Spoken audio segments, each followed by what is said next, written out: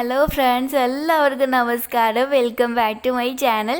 ഇന്ന് നമ്മൾ ഉണ്ടാക്കാൻ പോകുന്നത് ചീര പച്ചടിയാണ്. ഇപ്പോൾ എല്ലാവരും ചീര നടുന്ന സമയമാണ്, എന്തായാലും ഉണ്ടാക്കി നോക്കുക. ഞാനിപ്പോൾ ഈ ചുവപ്പ് കളർ ചീരയാണ് എടുത്തിട്ടുള്ളത്. നിങ്ങളുടെ അടുത്ത് ഈ കളർ ചീര ഇല്ലെങ്കിൽ ചുവപ്പും പച്ചയും മിക്സ് ആയിട്ടുള്ളതില്ലേ, അത് എടുക്കുക. പക്ഷേ ഒരു കളർ ഇട്ടില്ല എന്നേ ഉള്ളൂ. നല്ല കളർ വേണമെങ്കിൽ ചുവപ്പ് കളർ ചീര തന്നെ എടുക്കുക. ഇത് ഞാൻ കട്ട് ചെയ്ത് എടുത്തിട്ടുണ്ട്. ഇത് നമുക്കൊന്ന് വേവിച്ചെടുക്കണം. അപ്പോൾ ആവശ്യത്തിനുള്ള ഉപ്പ് ചേർത്തു, കുറച്ച് ഓയിലും കൂടെ ചേർത്തിട്ടാണ് ഇത് വേവിച്ചെടുക്കുന്നത്. ഇതിനകത്തേക്ക് വെള്ളമൊന്നും ചേർക്കുന്നില്ല. ഇത് വേവുമ്പോൾ വെള്ളം വന്നോളും, അതുകൊണ്ട് വെള്ളത്തിൻ്റെ ഒന്നും ആവശ്യമില്ല. നമ്മൾ ചീരയെല്ലാം ഇതാ നന്നായിട്ട് വേവിച്ചെടുത്തിട്ടുണ്ട്.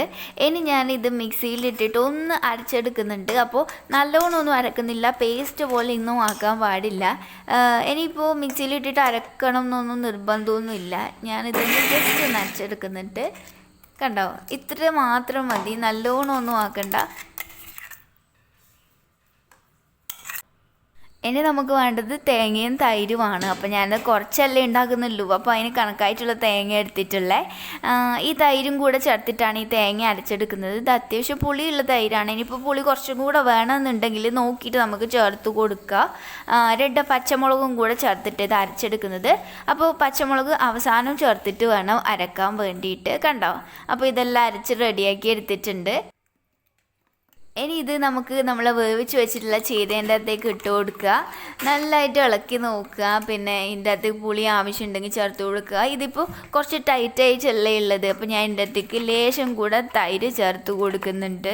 ഇത്ര ടൈറ്റായിട്ടല്ല വേണ്ട, കുറച്ചൊന്ന് ലൂസായിട്ട് വേണം. അതിനാണ് ഞാൻ തൈര് ചേർത്ത് കൊടുക്കുന്നത്. നോക്കി കണ്ടും ആവശ്യത്തിനുള്ളത് ചേർത്ത് കൊടുക്കുക.